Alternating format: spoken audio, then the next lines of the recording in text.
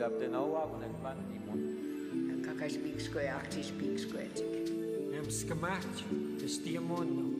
Megua kinuamdan dawem damen kilwen minwa.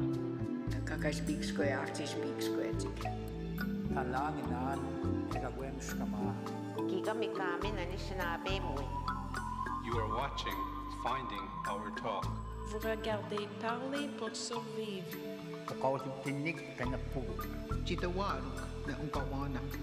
Leng Tenes Pile.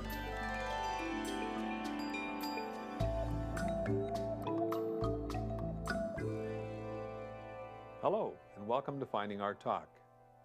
I'm Paul Chaput, and I'm your host for this series, which looks at Aboriginal languages in Canada. Today we're traveling far and wide to look at the historical development and modern applications of syllabic writing systems. A group of Cree teachers from James Bay will show us how syllabics are used to promote literacy in their communities. And Josie Kusagak and Robbie Watt will guide us through the debate surrounding standardization of Inuktitut syllabics. But first, we'll take a look at some of the earliest forms of First Nations writing.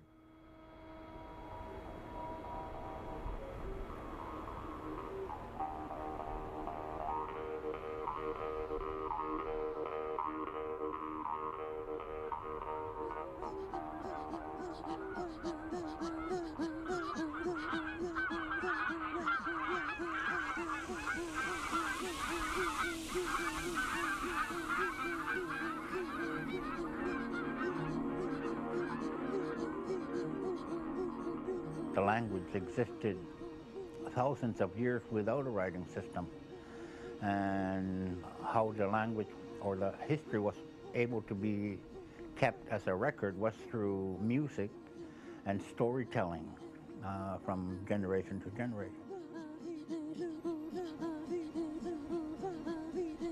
People did have what we call the Kaliuyakbite, which is apparently the markings on the stone.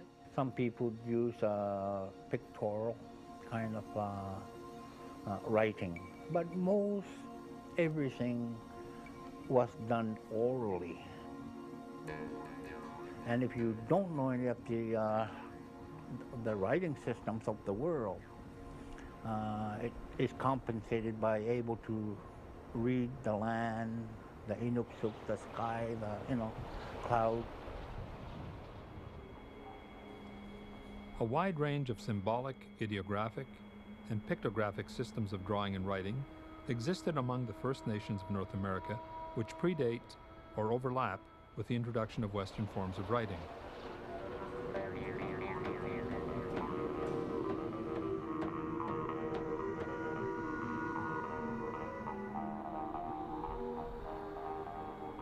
They were inscribed on the human body on stone, bone, bark, wood, fabrics, skins, or metals, and they used a wide range of tools and writing substances.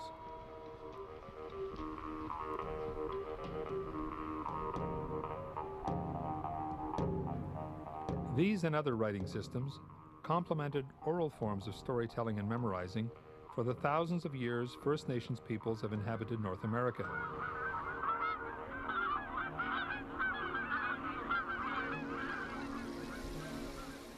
Wampum belts of the Iroquois nations are among the earliest records of internation treaties and diplomacy. The Ojibwe used birch bark to record songs and migrations and to pass on sacred teachings.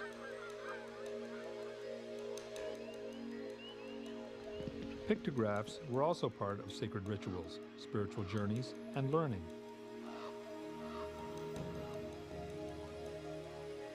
Other forms of picture writing had other uses: to document important political events, to record the passage of time, to send notices to other tribal groups and nations, whether of peace and friendship or war.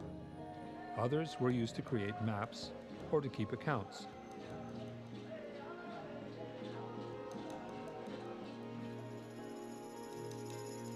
The Red Record tells the epic story of the arrival of Aboriginal people to North America and describes the deeds of 100 generations of clans and chiefs. Gradually, pictorial representations evolved towards more symbolic forms of writing. Mi'kmaq hieroglyphics are one of the earliest known forms of non-pictorial writing among North American Native people.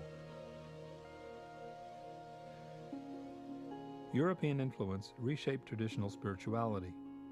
The newcomers also brought a highly systematized and abstract form of writing.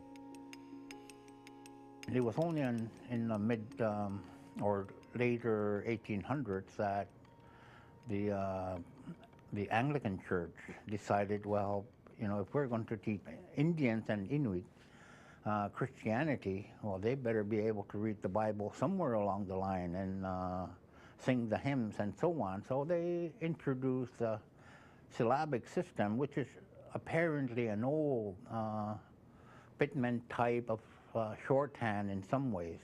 James Evans, a missionary in Ontario, developed a system for writing the Ojibwe language that he called Syllabics. Evans later successfully adapted his syllabic system to the Cree language. Simple and easy to learn, it was quickly mastered by the Cree. Its use spread rapidly as far as the Rocky Mountains, through messages drawn with charred sticks on birch bark sheets. Evans became known as the man who made birch bark talk.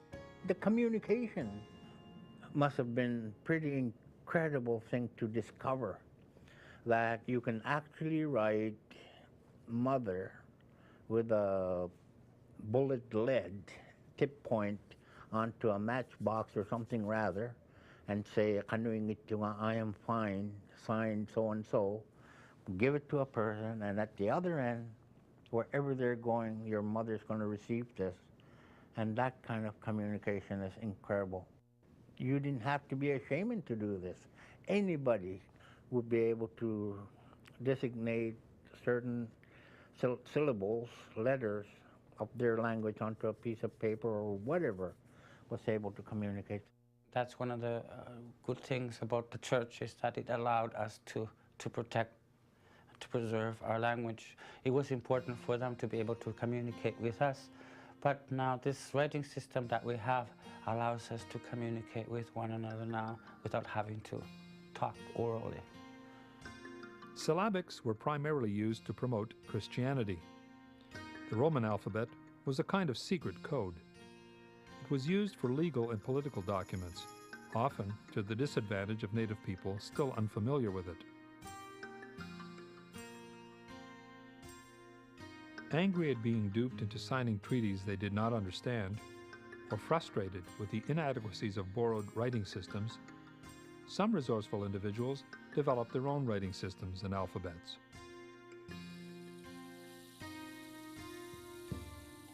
Among the best known of these was the Cherokee alphabet, created in 1831.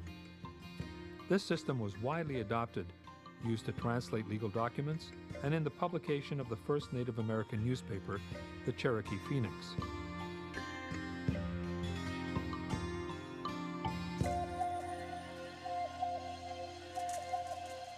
In the 20th century, the federal government took over First Nations education. Residential schools systematically erased First languages and writing systems.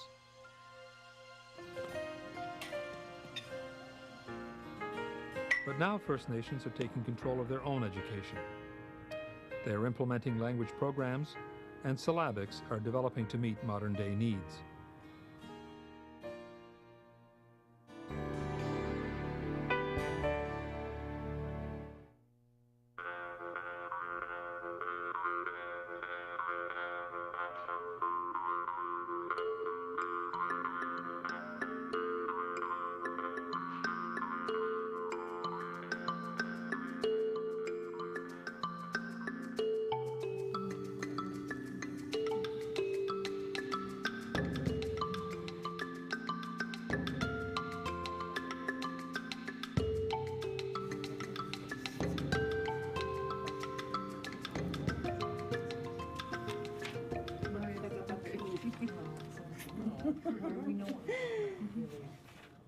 For more than a decade, this dedicated group of educators from the Cree communities in northern Quebec have been meeting in workshops. They develop curriculum and teaching materials using modern Cree syllabics.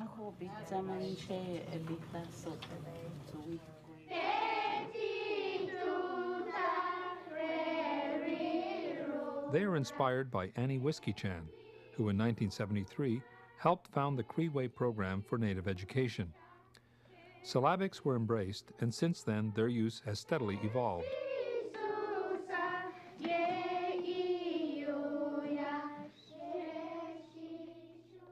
The first teachers in the program often had to learn syllabics themselves. The main written materials available in the Cree language were hymn books.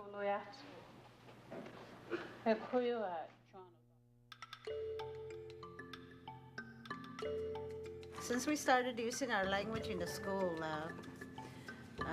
we have been producing material to be used by the children and the teachers. At the beginning,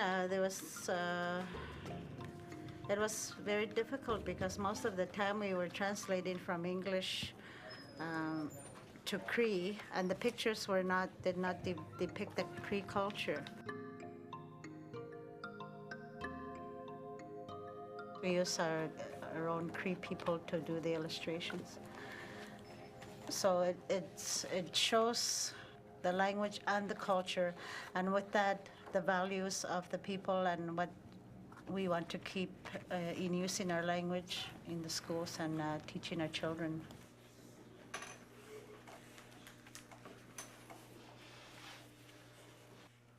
G-wall.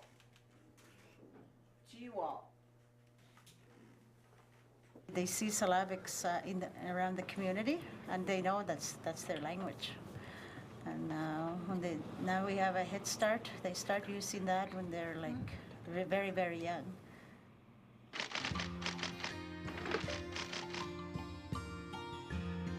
Much has changed since the early days of the Cree Way program, when materials were written and produced in a single northern community.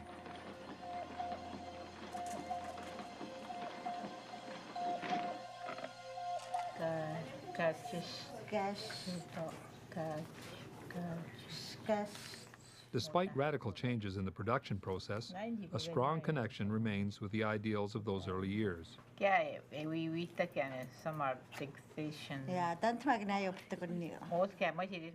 sticking to syllabics. We did try using the Roman orthography in writing the language, but the words were like that long.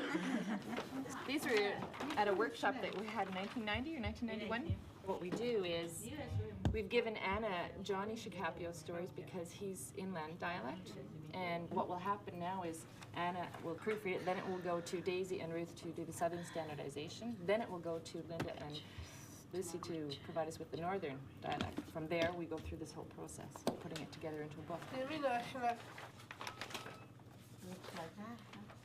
Materials are still produced in 3 different dialects, using the stories and resources from within the communities themselves. The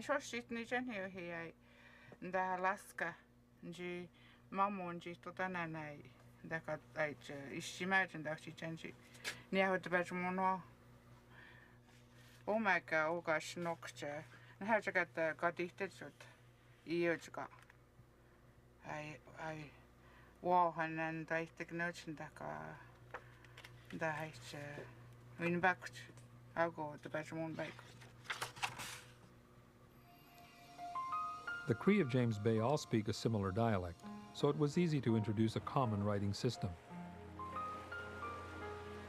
The history of syllabics was more difficult in the vast Arctic expanses, where dialects are very different. Their syllabics also took root more than a century ago.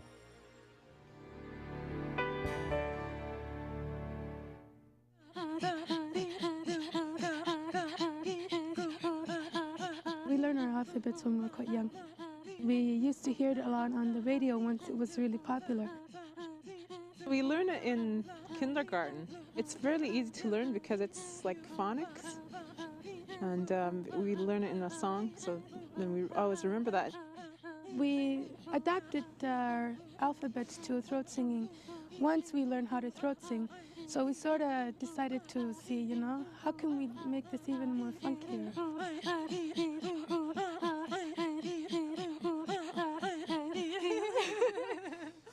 syllabics is quite important in our language because it symbolizes the sounds that we use to speak in our language. We didn't used to have syllabics or alphabets in our language, but now we can see them visually, and it can help us to learn our way of pronunciation. For me, the thing that's important is that if you try and write Inuktitut with just English alphabet, it's easy to bastardize what it is that you're trying to read, because, you know, if you read with the English alphabet, you can say, well, my name is Takralik instead of Takalik. If you look at the syllabics, there's only one pronunciation that goes with that. So it makes more sense to have something that is completely suited to it, regardless of where it came from. Reverend James Peck arrived in northern Quebec in 1876. He was the first missionary to be permanently posted among the Inuit. He worked on adapting Cree syllabics to better represent the sounds of Inuktitut. When they introduced it to the Inuit with the same syllabic or the alphabet, there were quite a few sounds that were missing, that were not represented by the syllabics. Peck's mission included translating biblical material into Inuktitut syllabics. He promoted its use and taught reading and writing to the Inuit. Peck steeped himself in the language. He studied 6 hours a day for 7 years. For this, he earned the Inuktitut name by which he is still remembered, Ukamak, the one who speaks well. Syllabics spread rapidly across the eastern Arctic through the influence of traveling preachers. Letter writing was also popular.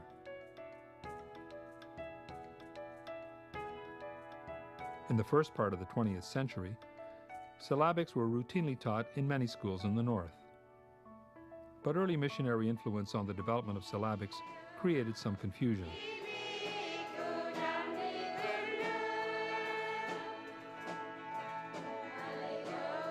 There was an Anglican syllabic form, and there was a Roman Catholic syllabic form. And if you wrote Jesus in the Anglican form, the Roman Catholic form was blasphemous, you know, so, and vice versa. And it was very hard. We actually had to get the two churches to release their flock, so to speak, in order to develop a writing system that reflected the sounds of the language.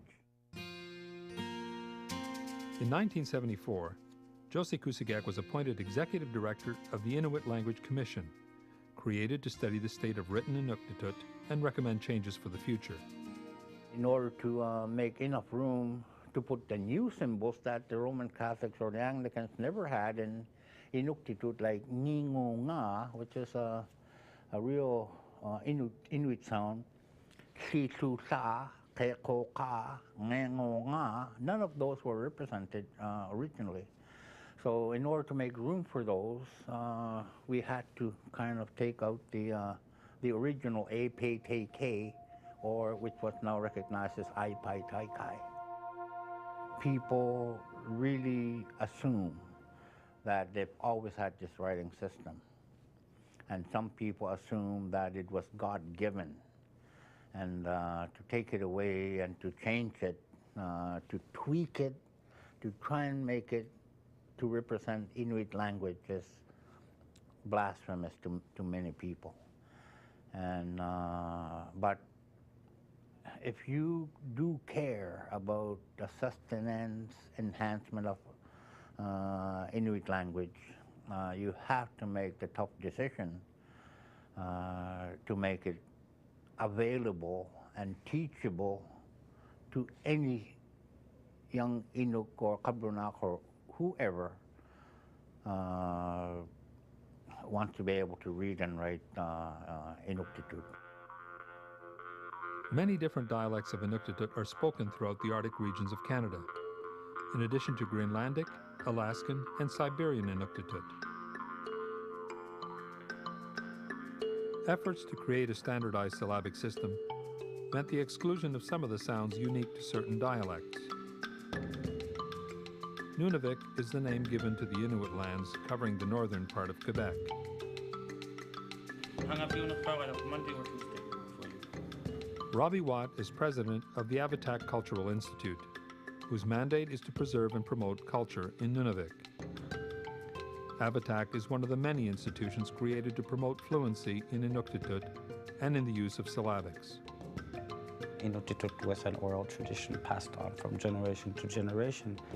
For me, syllabics that is a contemporary component in a sense because it has allowed us to preserve a lot of our language, and also it has opened doors to start looking at coming up with more Inuktitut equivalencies to new technologies that are coming today. So it kind of was the pioneer of what was to come, and which is what we're facing today. My name's Daisy. I'm originally from Kuujjuaq, northern Quebec. I was born and raised there. And it's not long ago I got this position at Avatak, which is language program. We have a terminology database which all the interpreters and translators, they get together maybe once a year or 2 times a year. What they do is either bring back the old words that we were losing, or if they had a new word list coming from a medical term or just as whatever it may be, if they have a new list, they bring it to the conference or to the workshop, and they share it together amongst the other interpreters and translators. Verification has to be done with the same word to make sure that every one of them have the same understanding.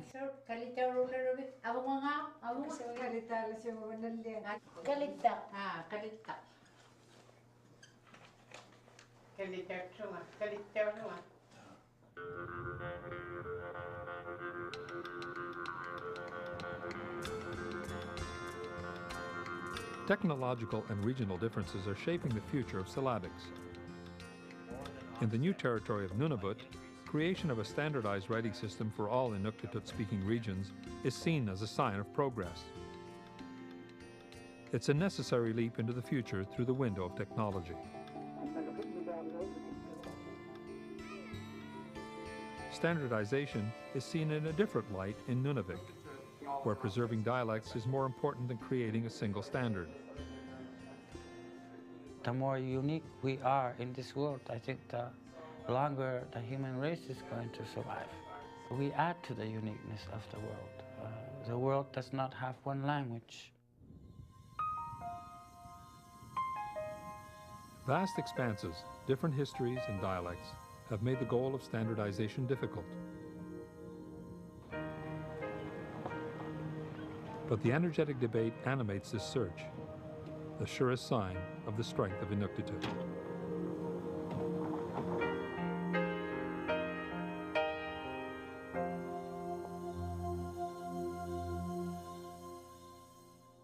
Next week, we're going to visit a West Coast community that has developed its own writing system. We'll learn the story of Dave Elliott, a Sanish fisherman, who helped preserve his language, Senshafen, one of the coastal Salish languages. We'd like to hear your comments about our program and any suggestions for future episodes. Just drop us a line. We'd love to hear from you. Thanks for watching, and see you next time on Finding Our Talk.